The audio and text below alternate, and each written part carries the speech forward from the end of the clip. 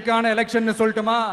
தமிழ்நாட்டு மக்களுக்கும் ஊழலுக்கும் நடக்கிற போர், தமிழ்நாட்டு மக்களுக்கும் லஞ்சத்துக்கும் நடக்கிற போர், தமிழ்நாட்டு மக்களுக்கும் இந்த நிர்வாகத்தை சரியா செய்யாத இந்த திமுக அரசுக்கும் நடக்கிற போர், அதாவது தமிழ்நாட்டு மக்களுக்கும் உங்க ஆட்சிக்கும் நடக்கிற போர், தமிழ்நாட்டு மக்களுக்கும் ஸ்டாலின் சாருக்கும் நடக்கிற போர். இன்னும் சுருக்கமா சொல்லணும்னா, விஜய்க்கும் ஸ்டாலின் சாருக்கும் நடக்கிற போர்.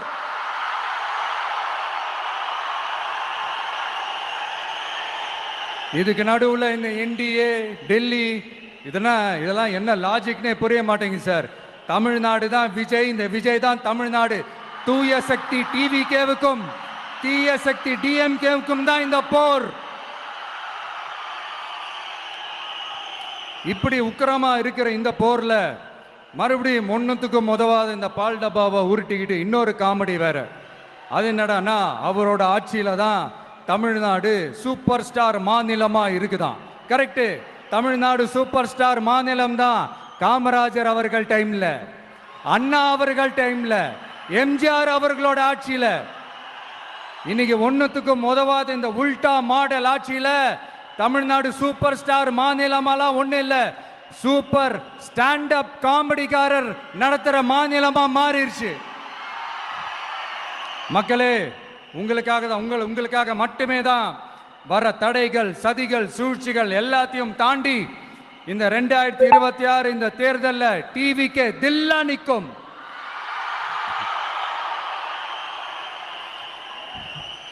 இதுவரைக்கும் நடந்த எலெக்ஷன் வேற, இப்ப நடக்க போற எலெக்ஷன் வேற.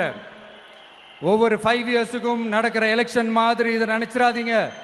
50 வருஷத்துக்கு ஒரு வாட்டி நடக்க போற ஒரு எலெக்ஷன் மாதிரி இது. அதிசய எலெக்ஷன். ஒரு எலெக்ஷன்ல அவங்களோட எதிரிகளை தான் எதிர்ப்பாங்க, அப்படிதான் எதிர்ப்பாங்க, அதுதான் யதார்த்தமும் கூட. ஆனா இந்த எலெக்ஷன்ல தான் ஒட்டுமொத்தமா எல்லாருமா சேர்ந்து ஒருத்தனை எதிர்க்கிறாங்க. ஒட்டுமொத்தமா எல்லாருமா சேர்ந்து இந்த விஜயை எதிர்க்கிறாங்க. ஏன்னா இந்த விஜய் ஊழலை எதிர்க்கிறான், லஞ்சத்தை எதிர்க்கிறான், மக்களோட மக்களா நிக்கிறான். அந்த மக்கள் அவன் கூட நிக்கிறாங்க. அந்த காண்டு எப்படி? அந்த காண்டு தான் ஒட்டுமொத்தமா எல்லாருமா சேர்ந்து ஒருத்தனை எதிர்க்க காரணம். நீங்க எப்படி வேணா எதிர்த்துக்கங்க, ஆனா போட்டி 2 பேருக்கு நடுவுல தான். ஒண்ணு இன்னொன்னு. இந்த எலெக்ஷன் டேல மேக்சிமம் என்ன பண்ணுவீங்க? போவீங்க, ஓட்டு போடுவீங்க, வருவீங்க, அவ்வளவுதான் உங்களுடைய பார்ட்டிசிபேஷன். ஆனா இந்த எலெக்ஷன்ல நீங்க பங்கெடுத்துக்க போறீங்க. எஸ், உங்க வீட்டில் இருக்கிற ஒரு விஜய் தான், உங்க வீட்டில் இருக்கிற ஒரு விஜய் தான் வேட்பாளரா நிக்க போறாங்க.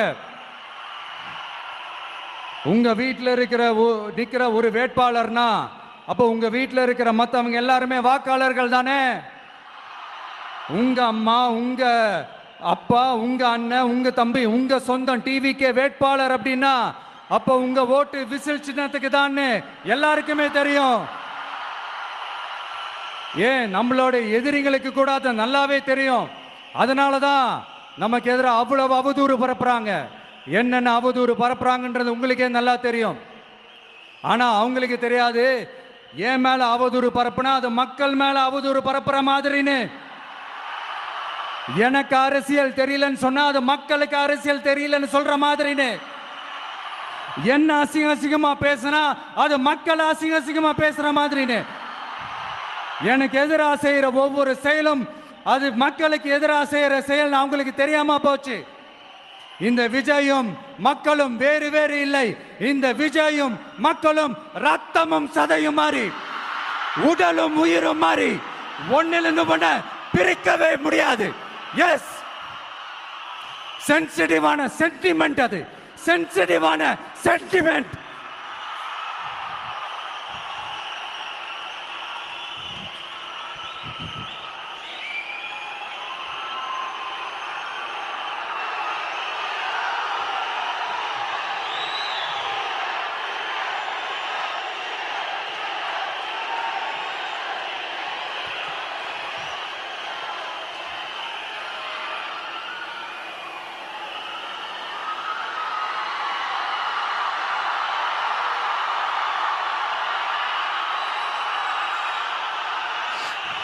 நான் சாரி,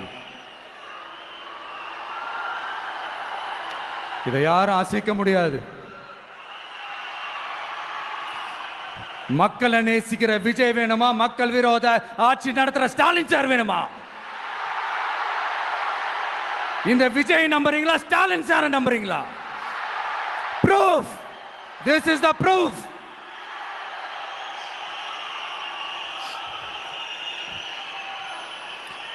இந்த தீய சக்தி, ஊழல் சக்தி, இதெல்லாம் ஏன் சொல்றோம், எதுக்கு சொல்றோம், யாரை சொல்றோன்றதெல்லாம் மக்களுக்கு தெளிவாக தெரியும்.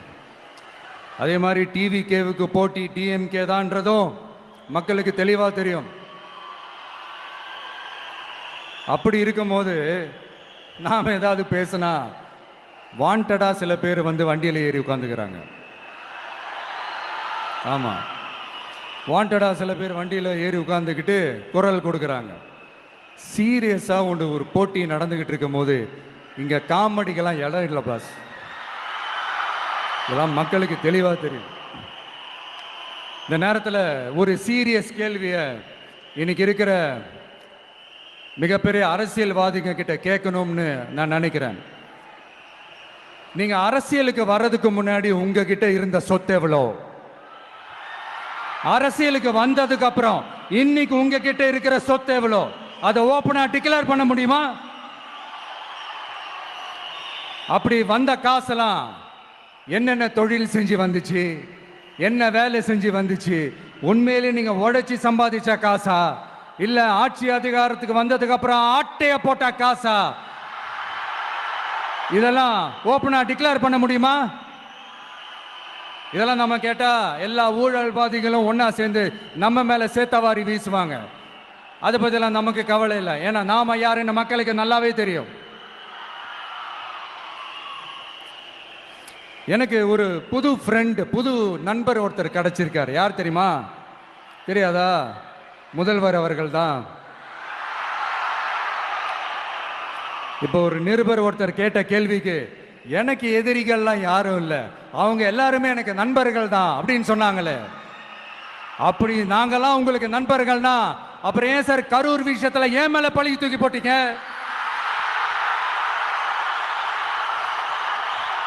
உங்களுக்கு மனசாட்சின்னு ஒண்ணு இருந்தா அப்படி பேசிருப்பீங்களா?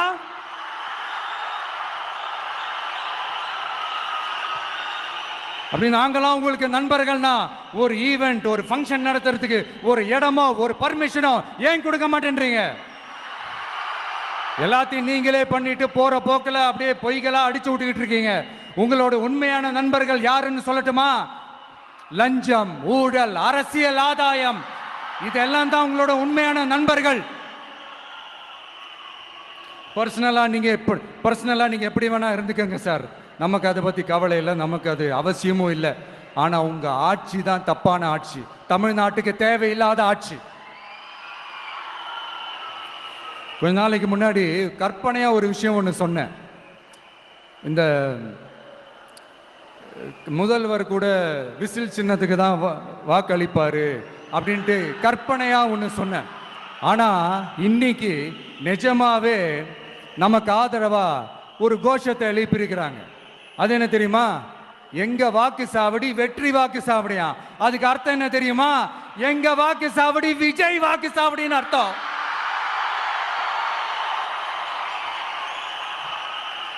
அது சரி, மக்களோட இந்த ஆதரவை பார்த்துட்டு அவர் அறியாமலே எப்படி பேசிட்டாரு என்னமோ தெரியல.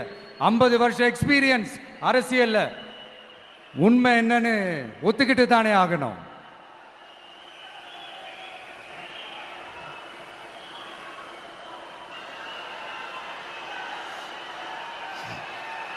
ஜனநாயகம்ங்கிறது பெரும்பான்மை ஆட்சி அதிகாரம் சார்ந்தது மட்டும் இல்லை, சிறுபான்மை மக்களின் உரிமைகள் உணர்வுகளும் புனிதம்னு நினைச்சு அதையெல்லாம் காப்பதற்கு பெயர் தான் ஜனநாயகம்னு 1963 அறிஞர் அண்ணா பார்லிமெண்ட்ல பேசினதை நாம இங்க சொல்றது ரொம்ப பொருத்தமா இருக்கும்.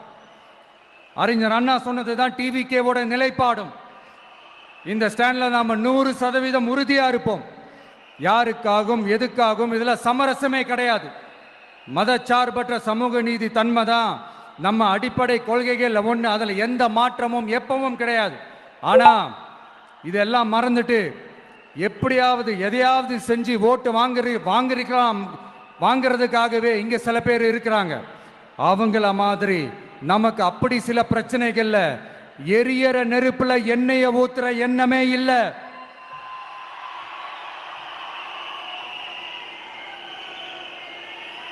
இங்க சில அரசியல் கட்சிகளும் சில அரசியல் தலைவர்களும் ஒரு சில நேரங்களில் அமைதியா இருந்தாலே போதும், ஒரு பிரச்சனையும் வராது. இப்போ கரண்ட்ல இருக்கிற சில பிரச்சனைக்கு வருவோம். இந்த கரண்ட் பிரச்சனைக்கு வருவோம். மாசம் மாசம் கரண்ட் பில் கட்டுற மாதிரி மாத்துவோம்னு சொன்னீங்களே, செஞ்சீங்களா? நிறைய வீடுகள்ல 100 யூனிட் தான் அந்த கரண்ட் செலவு. கரப்ஷன் அப்படின்னு எடுத்துக்கலாமா? அடுத்து பஸ் வசதி. நிறைய கிராமங்கள்ல பஸ் வசதி இல்லைன்னு சொன்னா இந்த ஒட்டுமொத்த திமுக அரசும் கத்திக்கிட்டு வந்துருவாங்க. நாங்க பஸ் விடாத கிராமங்களே இல்லை அப்படின்னு சொல்லுவாங்க. அப்படியாவது உண்மை அப்படின்னா முதல்வர் அவர்கள் கிட்ட நம்ம தங்கச்சி ஒருத்தவங்க ஒரு கேள்வி கேட்டாங்களே, எங்க ஊருக்கு ஒரு மினி பஸ் ஆவது விடுங்க சார் அப்படின்னு கேட்டாங்களே, அது எந்த கணக்கில் எடுத்துக்கிறது? நிறைய மலை கிராமங்கள்ல பஸ் வசதி இல்லை, நிறைய மலை கிராமங்கள்ல ஹாஸ்பிட்டல் வசதி இல்லை. இது ரெண்டுமே எவ்வளவு முக்கியமான ஒரு விஷயங்கள். பஸ் வசதியும் ஹாஸ்பிட்டல் வசதியும் இல்லாததுனால வீட்டிலேயே பிரசவம் பார்க்கிற அந்த ஆபத்து இருக்குதுன்னு எவ்வளவு நியூஸ் பார்க்கிறோம். இதெல்லாம் எந்த கணக்கில் சேர்த்துக்கிறது? அடுத்து இது எல்லா மீட்டிங்லயும் பேசுறதுதான், பெண்களுக்கு பாதுகாப்பு நம்பர் 1 இருக்குது தமிழ்நாட்டில் அப்படின்னு சொல்றாங்க. அப்புறம் அது என்ன, வி சேஃப் மாடலா? பெண்கள் என்ன சொல்றாங்க தெரியுமா? அது வி சேஃப் மாடல் இல்ல, வி ஆர் நாட் சேஃப் மாடல்னு சொல்றாங்க.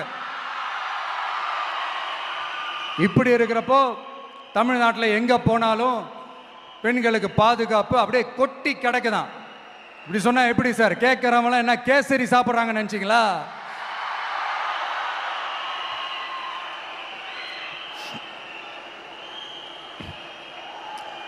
அடுத்து இந்த சட்டம் ஒழுங்கு, அது காணாம போய் ரொம்ப நாள் ஆச்சு.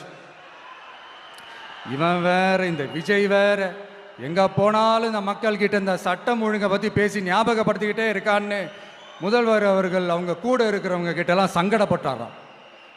நாம் என்ன பண்றது? நாம தான் தமிழ்நாட்டோட விசில் ப்ளோயர் ஆச்சே.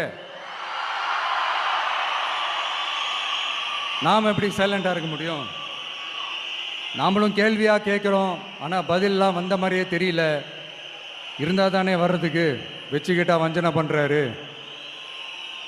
5 வருஷமா பதிலே சொல்லாம அப்படியே கடந்து வந்துட்டாரு. ஆனா இனிமே அப்படிலாம் இருக்க முடியாது, பதில் சொல்லி ஆகணும். மக்களே, இந்த தீய சக்தி, இந்த அட்ராசிட்டிய ஒரு எண்டு கார்டு போடணும் அப்படின்னா அவங்கள சுவிட்ச் ஆஃப் பண்றது தான் ஒரே சொல்யூஷன். அதுக்கான ரிமோட் தான் வரப்போற எலெக்ஷன். அந்த ரிமோட்ல நீங்க அழுத்த வேண்டியது ஒரே ஒரு ஆப்ஷன், அதுதான் நம்ம விசில் சின்னத்தோட பட்டன். இத 4 விஷயத்தை நீங்க செஞ்சாலே போதும். ஒவ்வொரு இவிஎம் மிஷின்லயும் விசில் சின்னத்துக்கு நேரா இருக்கிற அந்த பட்டனை பச்சக்கு பச்சக்கு பச்சக்குன்னு ஒரு அழுத்துங்க. எப்படி? அவ்வளவுதான். நாம காஞ்சிபுரத்தில் பேசும்போது நம்மளுடைய விஷன் என்னன்னு சொன்னோம். இப்போ அதனுடைய கண்டினியூஷனா சில விஷயங்கள் இங்க நான் சொல்லணும்னு ஆசைப்படுறேன். இப்பவும் சொல்றேன், உறுதியா சொல்றேன், சத்தியமா சொல்றேன். பெண்கள், பெண் குழந்தைகள், ஆண் குழந்தைகள் பாதுகாப்பு நம்ம ஆட்சியில நம்பர் 1 இருக்கும். சட்டம் ஒழுங்கு ரொம்ப ரொம்ப ஸ்ட்ரிக்டா இருக்கும். அரசு பள்ளிக்கூடங்களும் கல்லூரிகளும் முதல் தரமா இருக்கும். போட்டி தேர்வுகளுக்குன்னு லட்சங்களை கொட்டி தனி கோச்சிங் சென்டர் போய் படிக்க அவசியமே இருக்காது. ஏன்னா கவர்மெண்ட் ஸ்கூல், காலேஜ் சிலபஸே போட்டி தேர்வுகளை ஈஸியா சந்திக்கிற வகையில் அந்த ஸ்டாண்டர்டுக்கு ஏத்த மாதிரி அமைக்கப்படும். உயர்நிலை பள்ளி பாடத்திட்டங்களிலேயே அடிப்படை அரசியல் சாசன சட்டம் சேர்க்கப்படும். மாநில மற்றும் ஒன்றிய அரசு அலுவலகங்கள், வங்கிகளின் செயல்பாடுகள் மற்றும் அவற்றை அணுகும் முறை குறித்து மாணவர்களுக்கு தெளிவான புரிதலை ஏற்படுத்தும் வகையில் தேர்வுகள் அற்ற செயல்முறை பாடமாக கற்பிக்கப்படும். இந்தியா முழுக்க உள்ள ஒன்றிய அரசு சார்ந்த கல்வி நிலையங்கள் மற்றும் அதன் சேர்க்கை அட்மிஷன் குறித்து புரிதலும் தெளிவும் மாணவர்களுக்கு உருவாக்கப்படும். அனைத்து அரசு பள்ளிகளிலும் பெண் குழந்தைகளுக்கு சுத்தமான, சுகாதாரமான மற்றும் தரமான கதவுகள் பொருத்தப்பட்ட ரெஸ்ட் ரூம்கள் அமைப்பது உறுதி செய்யப்படும். போதைப் பொருட்கள் இல்லாத தமிழகம் உருவாக்கப்படும்.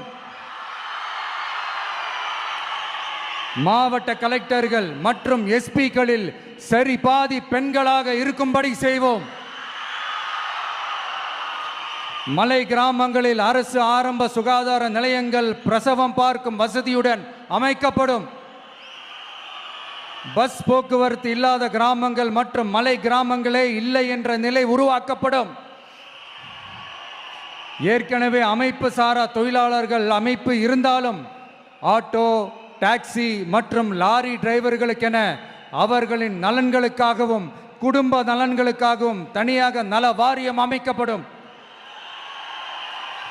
தென் தமிழகம் உட்பட தமிழகத்தின் தேவையான பகுதிகளில் தொழிற்சாலைகள் அமைக்கவும் தொழில் வளம் பெருக்கவும் தனி கவனம் செலுத்தப்படும். விவசாயிகள், மீனவர்கள் மற்றும் நெசவாளர்களின் கருத்துக்களை அறிந்து அவர்களுக்கான திட்டங்கள் காலத்தின் தேவைக்கேற்ப உருவாக்கப்படும்.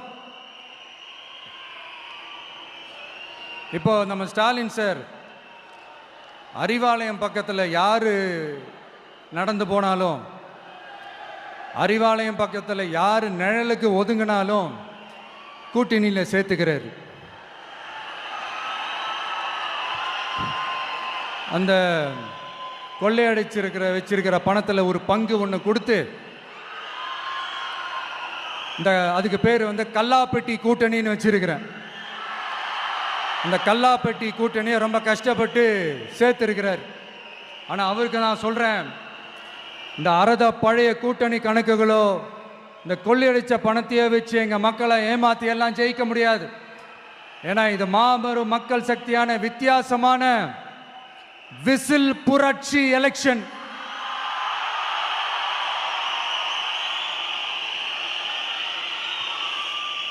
உங்களோட நான் இருக்கேன், நம்மளோட நம்ம மக்கள் இருக்கிறாங்க. இதுக்கு மேல என்ன வேணும்? கான்பிடென்ட்டா இருங்க, நல்லதே நடக்கும், வெற்றி நிச்சயம். மீண்டும் சந்திக்கும் வரை நன்றி, வணக்கம். என் நண்பர்களே, ஒரு சின்ன ரிக்வெஸ்ட். நான் திருப்பி இங்கிருந்து 4 hours சென்னைக்கு போகணும். தயவு செஞ்சு யாரும் என் வண்டிக்கு பின்னாடியோ என் வண்டி சைட்லேயோ பைக்கில் வராதிங்க. உங்களை நான் கெஞ்சி கேட்டுக்கிறேன். தேங்க்யூ.